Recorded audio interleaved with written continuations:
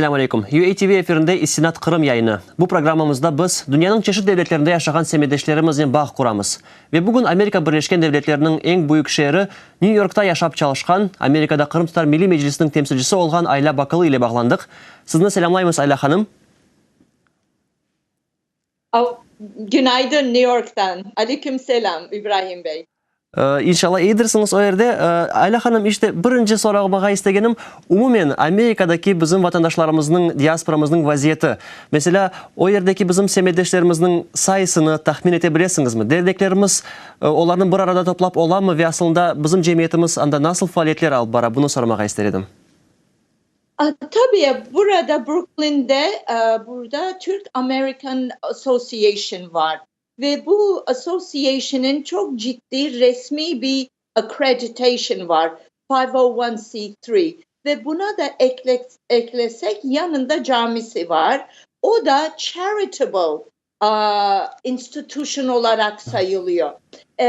Ve söyleyebilirim tam disaggregated datamız yok ama burada Kırım Tatarlar yakın 5000 kolaylıkla olabilir. Onların Kırım Tatar dili çok düzgün ve onlar da bizim association binanda gençlerimize, yaşlara Kırım Tatar dili öğretiyorlar. Yani Amerika'da demek ki Kırım Tatar Türk kursları var. Bu keçiden meraklı bir şey. Ve Ayla Hanım, sormağa istediğim daha bir sual. 2014 senesinin vakayaları Kırım'da yüz bergen son Amerika'daki o yerdeki toplum Kırım'a nisbetten başkaca davranıp başlayan eken mi? Bir değişmeler görgensiniz mi? Evet, tabii ya. Bayağı gördük ve tekrar burada Amerikan Kırım Tatarlar diyebilirim. Tekrar Kırım'a daha çok yakın bakmaya çalıştılar ve bu 2014 occupation, işgal çok üzüntü verdi bizlere. Çok üzüldük. Tam Kırım Tatarlar kalkınmaya başlıyordu ama şimdi hemen tekrar bir geriye gitmiş oluyor. Çok böyle derin bir cemiyet olarak çok derin bir üzüldük. Çok üzüldük. Ve doğrusu de sayısını tam bilemem ama çok bu demonstrationlar olsun her zaman herkes katıldı. Bu Kırım Tatarların özellikleri vardır. Bunu da çok beğeniyorum ve çok gurur duyuyorum çünkü ben de Kırım Tatarım. Eğer bir dert olsa, bir yardım istediğin zaman herkes her zaman bir anda geliyorlar. Bu çok özel bir karakterimiz, ethos olarak, bizim sosyal ethos olarak çok güzel bir karakter. Evet Ayla Hanım, ve bildiğimiz gibi New York'ta Birleşmiş Milletler Teşkilatı'nın esas merkezi yerleşmekte ve şahsen siz de özünüz muntazam surette o yerde devamlı türlü merasimlerde iştirak etesiniz. Bu faaliyetke, yani o teşkilatın işine nasıl kıymet kesersiniz? Ve o yerde en büyük merasimlerinin olarak hangilerini kaydedersiniz? Evet, çok da önemli bir soru sordunuz. Birleşmiş Millet en üstün seviyede Kırım Tatarların bir temsilcisi olması. Demek istediğim bizim sorunlarımız en üstün seviyede ulaşmış oluyor. Bu amaç budur. Ve Ukrainian mission, the permitted mission of Ukraine to the United Nations, onlar bu meydandan sonra diyebilirim ama ondan da evvel de vardı. Daha çok hareketlenme oldu. Ve bu hareketlenmenin içinde Kırım Tatar, Kırım'ın işgali, insanlar hakları, raporları, Tamar Halk platformlarına devamlı çok aktif olmaya başladık beraber. Bu çok özel bir ilişki. Genellikle Tamar halkta olan ülkeler ve member state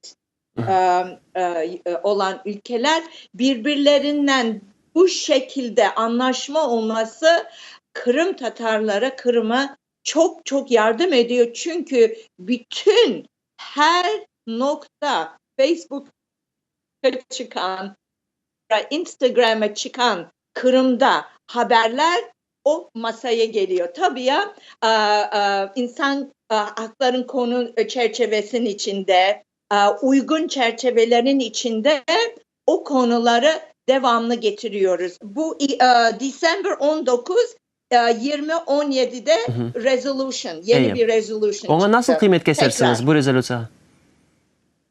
Evet, bu kıymeti çok önemli. Bizlerin insanlar hak koruyucularla bir platform vermiş oluyoruz ve ek olarak bunları mahkemede bu yanlışlıklar oldu Kırım Tatarlar diye bu resolution'a reference yapabiliyorlar. Bu çok bir önemli çünkü dünyaca olarak 70 ülke buna oyladı doğru diye ve 42 ülke Ukrayna'nın bu resolution'ı sponsor yaptı.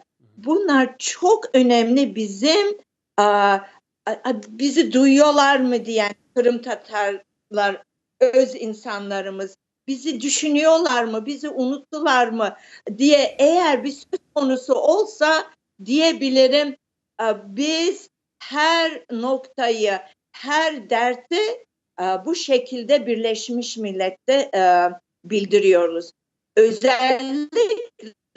Özellikle insan hakları platform çok kuvvetli. Dünyaca çok kuvvetli. Çünkü bütün ülkeler signatory'ler, imzalılar bu insanlar hak resolution'lara. Ayla Hanım, ya sizin şahsen öz fikrinizge göre bu tesirini daha birazcık güçlendirmek için neler yapılmak mümkün? Çünkü bazı yerlerde biz görüyoruz ki Kenede işgal etilgen topraklar endi 20 yıldan ziyade öyle kalmakta. Evet, Birleşmiş Milletler'in rezolüsiyaları kabul etile ama vaziyet değişmiyor. Bu vaziyetini düzeltmek ve tesirini güçlendirmek için ne yapmalıyız? Evet, tabii ya burada iki paralel bir sorun var. Çok özel bir toprağımız var.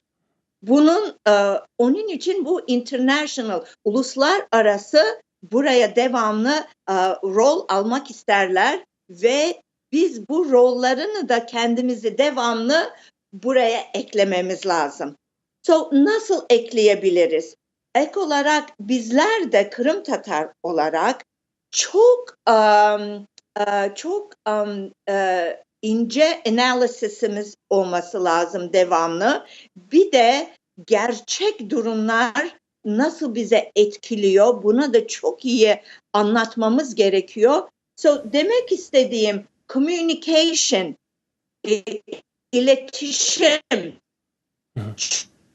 olması lazım. Çünkü insanlar Kırım Tatarları ve Kırım'ı çok anlıyorlar, duyanlar. Ama bu kapsamı genişletmemiz lazım ve sosyal medya çok önemli ve sosyal medyayı bizler Kırım Tatar olarak çok ciddi şekilde konumuzu böyle alanlara getirmemiz lazım. Ama ciddi böyle iyi vakitler için değil sosyal platform daha çok çalışma bir platform olarak görmemiz lazım. Çok sağ olun Ayla Hanım. Böyle kıymetli fikirler için size teşekkürler bildireyim ve hayırlı işlerinizde muvaffakiyetler dileyim. Ben çok teşekkür ederim. Sizlere de iyi çalışmalar. Çok iyi işlerinizi yapıyorsunuz. Sağ olunuz, sağ kalınız. Sayılı seyirciler, sizge de hatırlatayım. Bugün bizim yayınımızda Kırım Tatar Milli Meclisi'nin Amerika Birleşken Devletleri'ndeki temsilcisi ve Dünya Kırım Tatar Kongresi'nin icra şura azası Ayla Bakkalı ile bağlandık. Bütün bizim yayınlarımızı UATV Kırım Tatarca Facebook sayfamızda da takip edebilirsiniz. Bizden olunuz, sağlıklı kalınız.